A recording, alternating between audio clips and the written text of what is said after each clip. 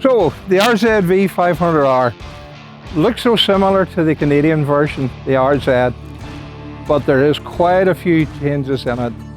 The biggest change of the whole lot is there's very little steel in this compared to the Canadian bike, which was all steel. Hand-built aluminum frame. As I said, it is 60 pounds, I think it's about 45 to 60 pounds lighter, so it handles a lot better. The less weight makes it a lot more enjoyable to ride.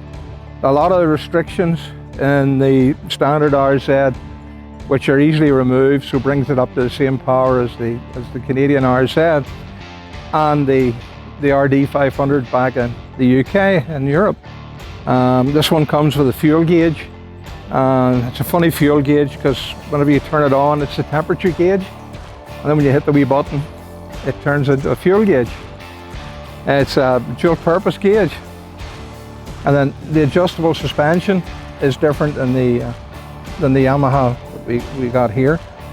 Yeah, the anti-dives on the front and the rebound control where it says high-low is slightly different. The body panels are slightly different. Different color scheme was used on the RZV. The different blues and stuff on it. But apart from that, they were very, very similar. A very, very similar bike. But all in all, the RZV is a slightly better bike.